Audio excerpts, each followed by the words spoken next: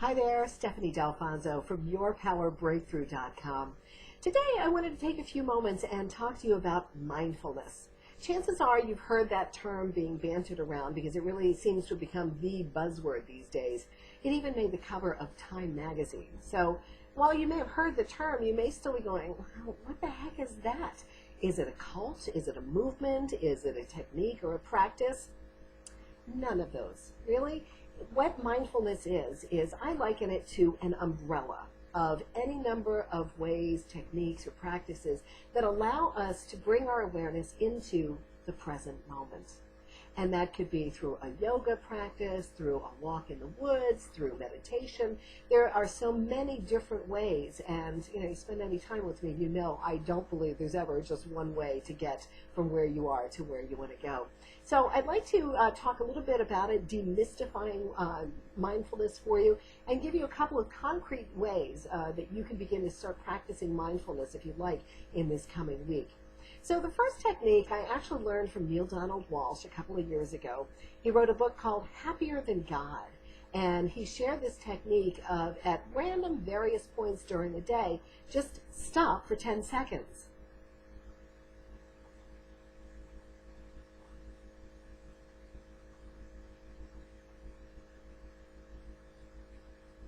And no, the video didn't just freeze. Whew, it felt like a really long 10 seconds, didn't it? So if you begin to do this at various points during the day, literally, if you're working on your computer, simply close your eyes and stop for 10 seconds. You may want to count in the privacy of your own mind, 1, 1,000, 2, 1,000, 3, 1,000, up to 10. You may want to focus on your breathing. I'm breathing in. I'm breathing out. I'm breathing in. I'm breathing out.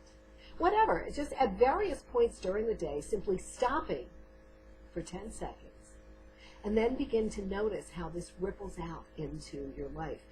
They've done so many different studies on mindfulness, proving scientifically that it helps reduce blood pressure, it helps reduce your stress levels by reducing the amount of cortisol, the stress hormone that's being released into your body.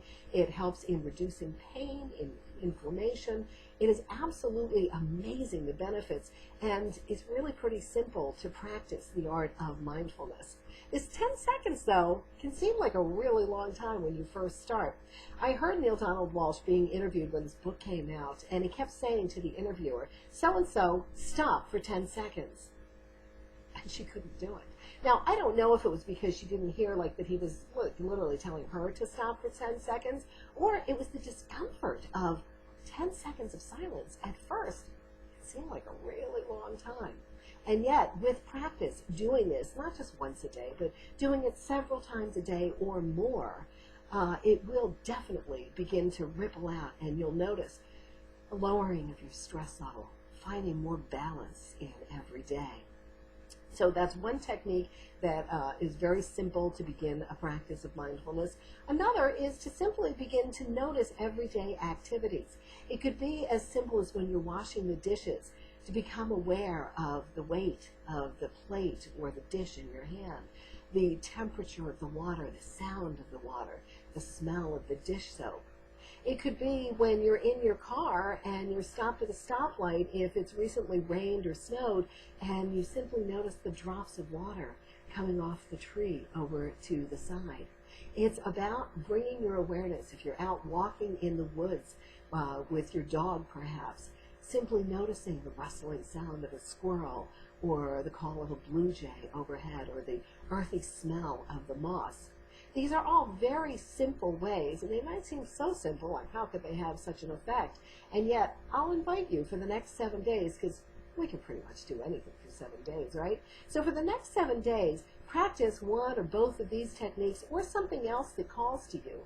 And then notice, if you notice more stress reduction in your life, if you notice more balance in your life. Those two pieces are such a key. When we want to have a power breakthrough, we must start with a strong foundation of lower stress and more balance. I'm Stephanie D'Alfonso from YourPowerBreakthrough.com. Have a great day.